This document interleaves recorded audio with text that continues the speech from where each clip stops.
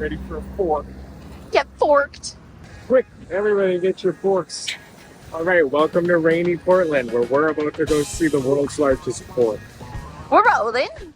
You've heard of pettiness, but you haven't heard of pettiness like this. With the fork? So in Missouri, there's a 35-foot tall fork, and they built this fork 3 feet higher to beat Missouri. Get forked. See, they're petty out here in Fairview, and I can relate to that. Fork, yeah! Hello, babies, and welcome back to Does Size Matter Part 3, the remix. I'm your host, David, and today I am standing in Fairview, Oregon, in front of the world's largest fork. This fork is 37 feet high. It actually would be 40 feet, but the last 3 feet are in the concrete. That's it from me out here in Fairview, Oregon, and until next time, goodbye. Where do you go when there's no forks left to give?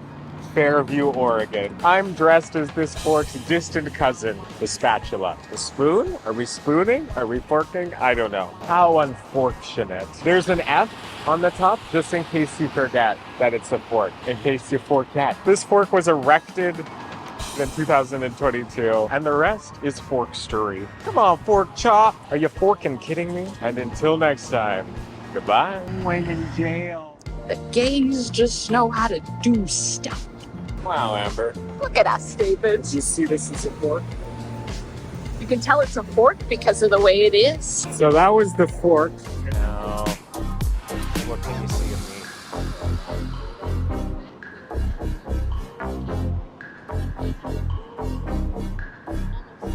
me? Okay, great. Let's turn on the charm. Don't improv, David.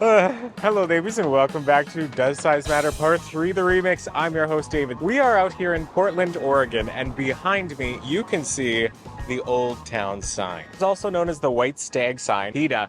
The stag is here. This sign has changed names, form, and ownership over the years, but that history is just a part of why it has become one of the most instantly recognizable parts of the Portland skyline. It wouldn't be recognizable to me. Would you recognize? I mean, recognize because you read the words. In 1940, the first version of this sign was made to advertise white satin sugar. This is where the design of the outline of Oregon came, because that yellow is the shape of Oregon, you know, geography. And then the white stag came from the clothing brand White Stag that owned this building. So we got the sugar, we got the stag, you know, it's all coming together. And then by 1977, the sign had been designated as a City of Portland historic landmark. Now, if that isn't sensational, I don't know what is. If you're interested in coming to Portland, I would recommend it. It is very beautiful around here, and bring your significant other. Oh, it's such a bad joke. Anyway, thanks for watching, and until next time, goodbye.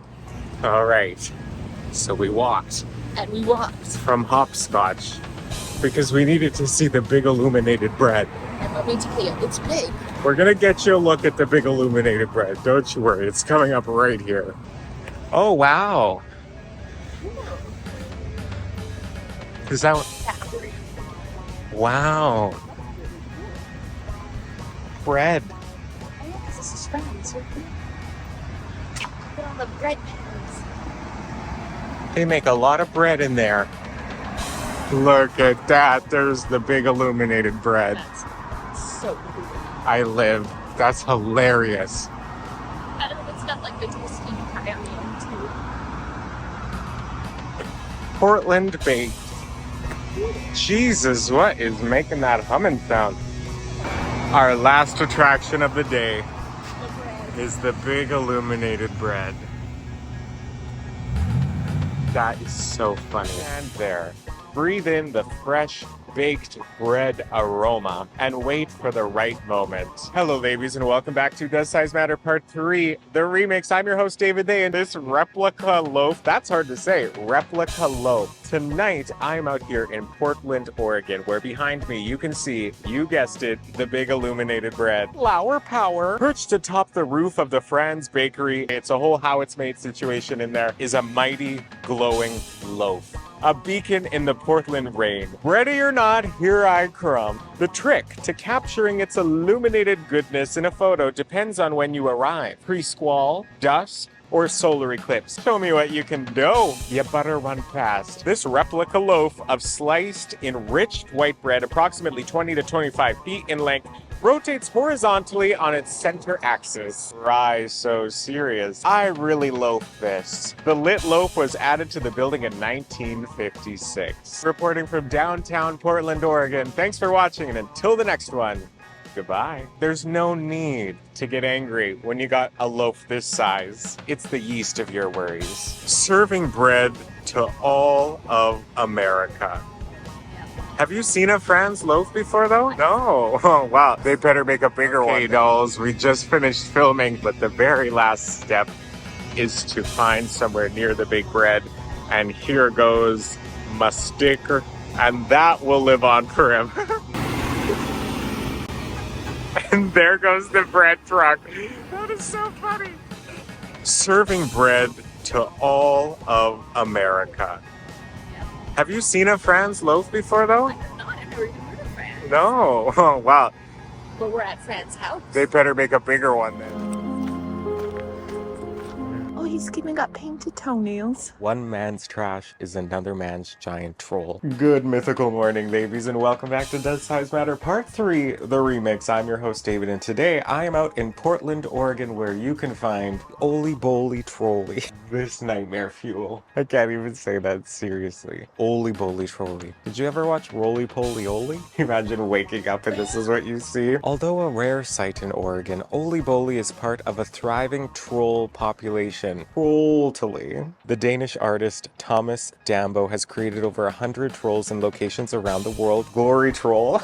This 19-foot Bole is one of 6 trolls that will be installed in natural areas as Dambo's exhibit Way of the Bird King. Way of the Bird King. Queen of the bird people. Big bean of the cheese world. Just give them a call on their troll-free number. Dozens of volunteers helped to construct Bole out of recycled wood, reflecting the artist's commitment to repurposing discarded material. Now, you've heard of Elf on a Shelf, but now get ready for Troll on a Pole. So come hit a troll in one out here in Portland. Thanks for watching, and until next time, goodbye. Okay, so that was the Troll Girls. Now it's time for Peace Candle of the World and Scappoose. Let's go. The true north thing? That's cute. Do you think it's Scappoose or Scappoose? I'm going with Pussy. I think Peace Candle of the World, 18 feet in diameter. Do you think they got a girth certificate for that? We might need to check in. I've been sitting on that one. I knew that one would get you. You already know. Fancy a wiki? Do you fancy a wiki, love? It is a little bit of a wiki situation out here in Scappoose. Candle with care. Oh, God. Hello, ladies, and welcome back to Does Size Matter Part 3, the remix. I'm your host, davidthey, and today I am in, do you think it's Scappoose? Maybe we should ask a local. Scappoose. That sounds right to me. Scappoose, because the double O makes an oo. Scappoose? I don't know. Depends where you're from. I am standing in front of the Peace Candle of the World. Peace be with you, honestly. I hope you can feel it through the phone. The land was formerly a dairy farm. Factory owner Daryl Brock created the candle covering a silo. Oh, that's what that smell is. With 20 tons of red candle wax to advertise the factory. That's it from me reporting live. Thanks for watching, and until next time, goodbye. So this candle was originally built with an actual wick. On May 9th, 1971, the town's mayor and Oregon Governor Tom McCall lit the candle with a specially made 60-foot long match. You would think I would have read these notes before I made them, but I didn't. Governor Tom McCall lit the candle because President Richard Nixon declined the request. He was the one that says, I am not a crook. I think that's him. Due to difficulties keeping the candle lit during rainfall, the wick was replaced with a natural gas line up the center of the candle to create a real flame at the top. However, due to environmental concerns and high gas bills, the flame was eventually replaced with an electric neon light flame structure. If you want to fly off the candle, come on down to Scappoose, Oregon and light this big sucker. But you got to make sure that you bring your 60-foot long match. She's a wiki on the go, love. Do you fancy a wiki, love? So yeah, we're just gonna slap on a Does Size Matter sticker. All right, so that's it out here in Scappoose. We'll see you in the next one because I don't know what that is. Bye. Ooh, so tall. It's the world's largest amber. Rolling. How far? What do you get of me? Oh, I got all you. Oh, that's fine. Why is it in front of a football field? We don't ask questions. Hello, babies, and welcome back to Does Size Matter Part 3, the remix. I'm your host, David They, and today I am out here in Forest Grove, Oregon, where behind me you can see the world's tallest barber pole. Polish for the continuing preservation and encouragement of barbershop quartet singing presented by Portland Arena Barbershops. Heritage. I don't know any barbershop songs. The snaps feels right. Anyway, 72 feet or 29.95 meters tall. Would you soak in the height of that pole? It's tall. How does the barber cut the moon's hair? He eclipsed it. Whack-a-pole. Pole cut. Pole dance? Pole cut. Whack-a-pole. Super pole. I got some sheer humor. So, babies, that's it from me. Come on down to Forest Grove, Oregon if you want a hair-raising experience out here at the world's tallest barber pole. And I'll see you next time. Goodbye. You're going to be able to watch the cognitive decline of us this entire thing. That's the world's barber shop. You get it. And we're going somewhere else. Who knows? You, in approximately 14 seconds. We'll see you there. I think there's a hole just down to the left. Yeah, I was looking at that over there. Oh, Right here. Amber, look. Specifics. Wow. This feels like state capital money. What a cool thing.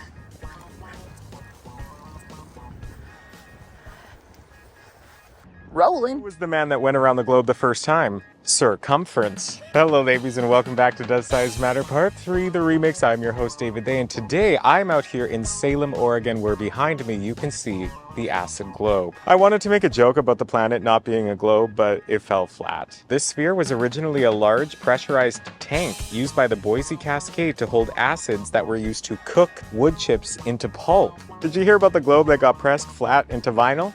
It was a world record. It was a 5-year process to transform this acid ball into a beautiful piece of art that includes 86,000 tiles depicting the entire globe. It's Crystal Sphere, created by local artists and students reflecting the diversity of land and water. Row, row, row your globe. You probably won't get sphere injuries. That's it from me this time. Thanks for watching, and until the next one, goodbye. Mr. Comfort. Props to your mama. The direct son. It's hot. I think we got it. All right, babes, that's the acid globe. Next up is the world's largest tin soldier? No. What is it? Because I know where we are. Bye. I'm gonna need your assistance. Gotta roll some sleeves. One video where you did one, and then we had to get in the Uber. God, that self-tanner's patchy. I hate that. Okay, so here we are at Stump with a Roof. Where is this? Canyonville. In Canyonville, Oregon. This is so stupid. But I also kind of live now. Yeah. Look at that Douglas fir. Yeah, see what it looks like from all angles. I'm pretty sure it's going to be a stump all the way around. And we're rolling. When you're in Canyonville, you can find this stump with a roof. It's really fun to say. I encourage you to try. Say it. Stump with a roof. Anyway, stump with a roof. I don't know. Anyway, stump with a roof. Stump with a roof. Cut it right off at the base. I mean, it's a stump with a roof, if that is your real name. Clap if you think she should stump. It's been forever since I've smelled a stump. Feeling tremendous. If you take a dump on a stump, does that make it a toilet tree? Amber. You gotta be ashamed of yourself for that pun. Donald Stump, that's too real. We're in rural America. Stump and dump, fist stump. Good puns all around here at the Stump. Hello, ladies, and welcome back to Does Size Matter Part 3, the remix. I'm your host, David They, currently standing in front of a stump with a roof. Loggers chopped down a Douglas fir in Canyonville that had been growing since 1350. Someone felt guilty, nailed an informative sign to the trunk, and built a small roof over the stump. Why couldn't the stump use its computer? It wouldn't log in. So, babies, that's it from me. If you want to come see the stump with the roof, you better check yourself into 21 Stump Street. And until the next stump, goodbye. Oh no, I stumped. I think we might have got it. Okay, team, that's the friggin' stump. I don't know what today is. Goodbye.